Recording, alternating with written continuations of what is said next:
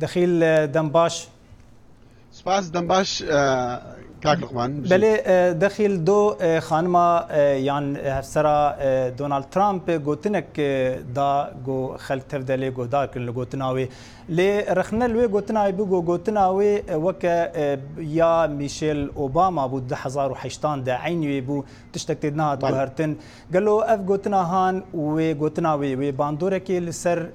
او هلمتا دونالد ترامپ جبو هلبجارتنا سروکاتی بکرن یا نه بگومان و باندور گلک مازن هبا و گوتارا شویدیا ملانیا خانم دونالد ترامپ که ماسیک مازن بود دیوی کمپینی دا چونکو بتا اف کنگره ترامپ کنگره وی جبوکو اثبات بک برنامه خویا سیاسی بخت پیش افجا نها خلق بمليون خلق الامريكا بين بحثا گوتارا خانمایی بکنو کیماسین گوتاری او هلبت کیماسیک مازن و کاریکری گلک اخراب هبا چونکو او خلق ده دا اخفتن کو تیم همو گوتارن تو ابو امريكا جارك دي تناء وسلامت وارام ببا افجا دو يعني بيامي وان هم يعني يكبو ودو خالبو يكجي بشتگیری لترامپ یا دوی او کو چاوا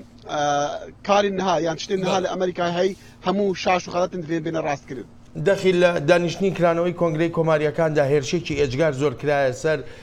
هێلەری کلنتن هاوکات لە دەرەوەی هۆڵی کۆنگرەکەش خۆپیشاندان هەبوو وەکو ناڕەزایی دەربڕین بەرامبەر بە دۆناڵد ترامپ ئەم خۆپیشاندانی ناڕەزاییە ئەکرێ وەکو پشتیوانی بۆ هێلەری لێک بدرێتەوە او خو پشاندان و ناراضی بون الفيدري دوهیت هات نکرین و هالبدی بردام جی هتا رنگ هتا دماهیا کنگری بلکو دزجاتی کرنا ترامپ و سیاست ترامپ و افجان نشرتا او پشتوانی بن لهیلاری جی بو نمونه خلکی کو داخوازه ما في جناد دکن مثلا چاکو کنترل کرنا چکان قالك بابتين البنابران او مثلا اسلامي خلك ليفربول خو پشاندان دکر لی اما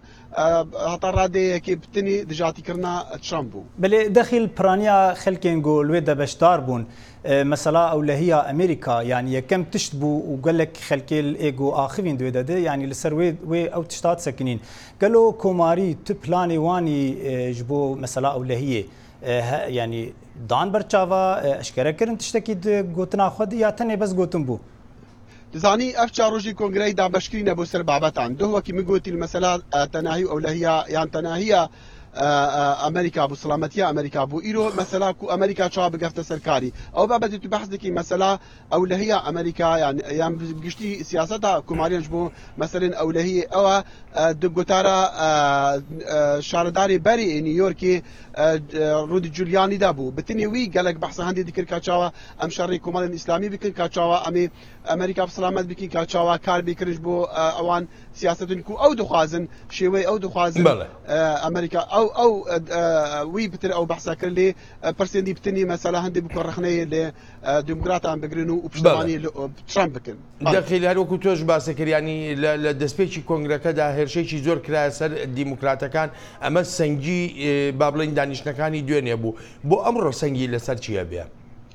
امرو سيري لسر سنگكه لسر اويا بالين مثلا كو امريكا جارك دي بكفت السركار و كاسين كو دا اخذن قالك بالكيشن بو نمونه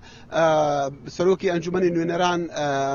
بول رايان كو برين ها دجاتيا ترامب ديكر لان هادي قالويا نهاوي او باخفا دي قال هندي جي سي كانديدين كو دي قال ترامب بري كاندي ديكر كوماريان او باخفا جبو وي تشاندي ديار كو جارك دي امريكا بكفت السركاري وكوماري بكاربن وي سياستي بريفميان كوماري بكاربن ولاتي بريفابن داخل زور سپاس دكم داخلي شمول دنيا امريكا راستو خول كليفلاند وشويني كونغري كوماريا كان لقل مان دابو داخل زور سپاس